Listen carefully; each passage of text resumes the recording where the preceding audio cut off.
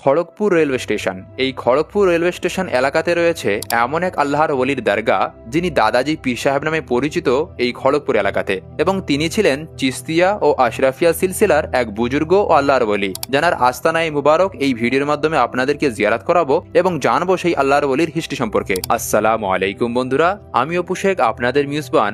আজ আমরা জিয়ারত করতে চলেছি খড়গপুর এলাকার কুট্টি শরীফ দরগা, যে দরগাতে শায়িত আছেন খানবাদায়ে আশরাফিয়া ও চিস্তিয়া সিলসিলার এমন এক বুজুর্গানে দিন যিনি খড়গপুর এলাকাতে পরিচিত দাদাজি পীর সাহেব নামে। তবে তেনার আসল বা পুরো নাম হলো হজরত সৈয়দ আসমাতুল্লাহ সাফি সাফাবি মোহাম্মদ চিস্তি আশরাফি রহমতুল্লাহি তাআলা আলাইহে, যার লাকাব উপাধি হলো দাদাজি পীর সাহেব। এবং দাদাজি পীর সাহেবের বংশ পরিচয় হলো তিনি ছিলেন খানবাদায়ে আশরাফিয়া সিলসিলার এক শাখা বিটু শরীফের হজরত সৈয়দ শাহ দরবেশ আশরাফ রহমতুল্লাহ আলাহের পবিত্র বংশধর। এবং দাদাজি পীর সাহেব তিনি জন্মগ্রহণ করেন ভারতের বিহার রাজ্যের গেয়া জেলার বিটু শরীফে। এবং হজরতের পিতা বা আব্বাজান ছিলেন হজরত সৈয়দেনা সৈয়দ শাহ আবুল আসিম আশরাফি রহমতুল্লাহি তাআলা আলাইহে। এবং দাদাজি পীর সাহেবের পীর ও মুর্শিদ ছিলেন হজরত সৈয়দনা সৈয়দ শাহ আসরার সাফি সুম্মা এলাহাবাদী রহমতুল্লাহি তাআলা আলাইহে। এবং হজরত দাদাজি পীর সাহেব তিনি ইন্তেকাল করেন আরবি 13ই সফর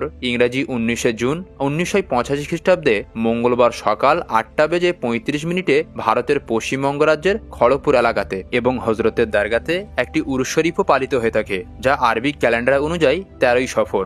আর আপনারা যদি এই 13ই সফর উরুস শরীফে হাজির দিতে চান, তাহলে আপনাদেরকে আসতে হবে ভারতের পশ্চিমবঙ্গ রাজ্যের পশ্চিম মেদিনীপুর জেলার খড়গপুর রেলওয়ে স্টেশনে। সেখান থেকে মাত্র 1 কিলোমিটার দূরে রয়েছে এই বিটু শরীফ দরগা। তো ভিডিওটি আপনাদের কেমন লেগেছে অবশ্যই আপনারা কমেন্ট করে জানাবেন, এবং এমনই ভিডিও পেতে অবশ্যই আমাদের চ্যানেলটি এখনই সাবস্ক্রাইব করে রাখুন।